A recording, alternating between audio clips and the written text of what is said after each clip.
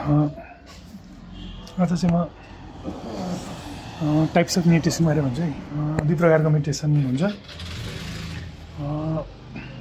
एउटा चाहिँ कन्डिसनिङ हुन्छ, एउटा चाहिँ अनकन्डिसनिङ हुन्छ। र कस्तो हो भने हाम्रो यो जुन मन छ नि, यो सबै हाम्रो थटहरू, यो थट भनेको वास्तवमा सबै कन्डिसन्डै हो। जस्तो अब यो मैले नेपाली भाषामा बोलेको छु, यो पनि कुनै मैले एकदमै जन्मैदेखि आफूले जानेर आएको आफ्नै भाषा त होइन, आफ्नै शब्द त होइन। यो पनि सानैदेखि बच्चादेखि घरमा जे सुन्यो त्यही कन्डिसनले आएको भाषा हो।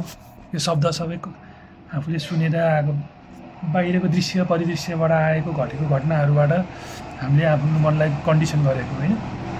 र हाम्रो यो जुन चेतना, यो बोलेको हरेक विचारहरू सबै भनेको कन्डिसनिङ मात्रै हो कि। यो वास्तवमा चाहिँ यो मन भनेको आफैमा पनि एउटा अस्तित्व छैन। यो भनेको एउटा कन्डिसनिङको पहिला कन्डिसनिङकै एउटा फल हुन्छ नि, एउटा माथिबाट धार बगे जस्तै एउटा कन्डिसनिङको धार जस्तो हुन्छ। र त्यसलाई अब डिल गर्नको लागि चाहिँ मैले आफ्नो मेरो अनुभव भने दुईवटा मेथड चाहिँ मैले पाएँ होइन।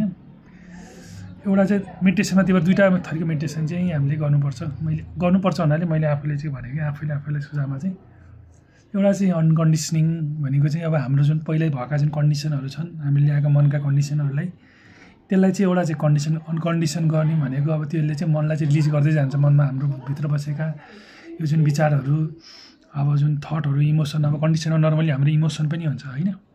अब जति उमेर बढ्दै गयो त्यति अब हाम्रो अब थट्स त कन्डिसन हुन्छ र हाम्रो इमोसन पनि कन्डिसन हुन्छ कि। जस्तो अब प्याटर्न भनौँ न, कोही मान्छेलाई सधैँ अब जस्तो बच्चामा कसैको धेरै नै अब गाह्रो थियो, सधैँ नै पीडामा बस्नु परेको थियो भने उसको इमोसन पनि अब माइन्डमा चाहिँ बढी नेगेटिभ इमोसनहरू बढी आउँछ, रिसहरू बढी आउँछ। त्यस्तै घटनाले पनि अब सधैँ यता दुःख झैझगडा परिरहेछ भने त्यो घटना घटिसकेपछि पनि त्यसैको कन्डिसनिङ गर्दाखेरि मनमा त्यस्ता इमोसनहरू आउने हुन्छ होइन।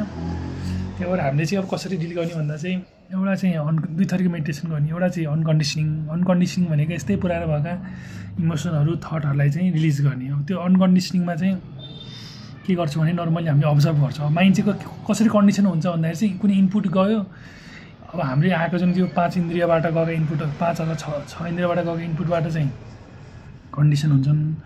र त्यसलाई रिलिज गर्ने अनकन्डिसनिङ भनेको चाहिँ नर्मली अब्जर्भेसन टाइपको मेडिटेसन। जस्तो अब सासमा हेर्ने अथवा आफ्नो थटप्रति साक्षी भाव भएर हेर्ने होइन, थटप्रति चाहिँ अवेर भएर हेर्ने, सासप्रति अवेर भएर हेर्ने अथवा बडीको सेन्सेसनप्रति अवेर भएर हेर्ने, त्यो चाहिँ अनकन्डिसनिङ भयो।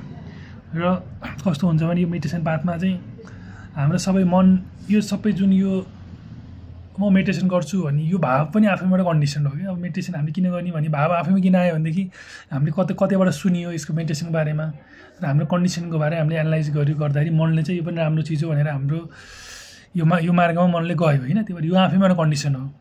र त्यही भएर यही मेडिटेसनको यो जुन यो इमोसन छ नि, मेडिटेसन गर्दाखेरि हामीलाई आउने एउटा पिस, काम, त्यो पनि आफैमा कन्डिसन हो।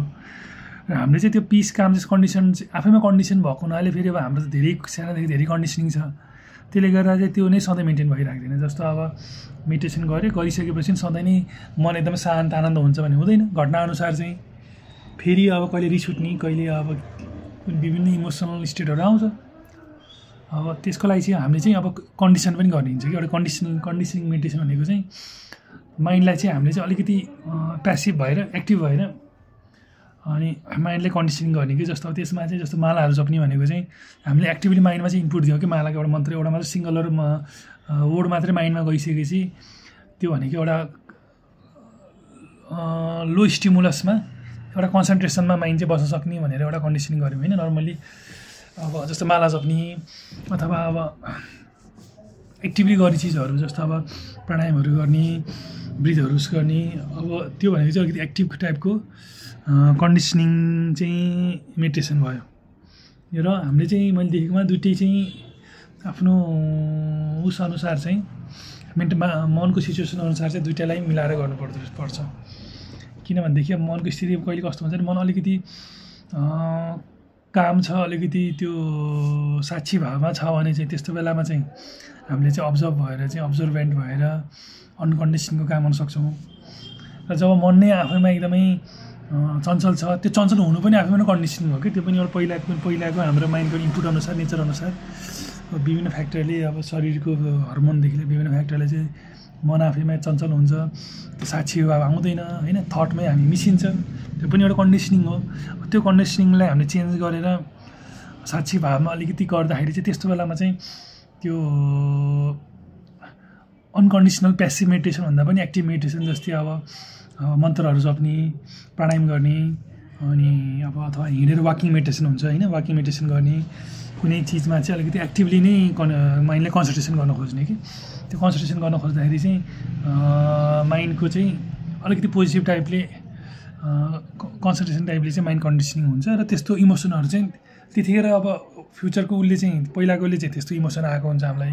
हामीले त्यो बेलामा चाहिँ अलिकति इफोर्ट लगाएर जुन कर्म र कर्मको फल भन्छ नि, पहिलाको मानसिक कुनै कर्मको कारणले चाहिँ हामीलाई त्यतिखेर त्यस्तो फल आउँछ, त्यो मानसिक स्थिति आउँछ र त्यो मानसिक स्थितिमा हामीले राम्रो कर्म गर्नु पऱ्यो। अब हामीलाई चाहिँ अलिकति मन शान्त मन चाहिँ हामीलाई फल चाहिएछ भने त्यसको लागि चाहिँ हामीले चाहिँ कर्म गर्नु पऱ्यो, एक्टिभ कर्म चाहिँ जस्तो भनेको अब माला जप्ने हो कि मन्त्र जप्ने हो कि सासलाई अलिकति प्राणायाम गरेर गर्ने हो कि अब अलिकति सास पनि अलिक एक्टिभ टाइपले सासमा फोकस गर्ने हो कि अथवा हिँडेर वाकिङ हिँड्दाखेरि पनि धेरै फाइदा हुन्छ, हिँडाइमा फोकस गर्ने हो कि अथवा प्रवचन सुन्ने भनेको पनि प्रवचन सुन्दा पनि हाम्रो मनमा चाहिँ ज्ञानको प्रवचन सुन्दाखेरि त्यो बेला पनि पोजिटिभ इमोसन आउँछ होइन, त्यसले चाहिँ हाम्रो माइन्डले कन्डिसनिङ गर्छ। त्यो भएर अब चित्तशुद्धि भन्छ नि त्यसलाई हो, त्यसरी चाहिँ हामीले चाहिँ गर्न मिल्छ। Thank you Sanjeev.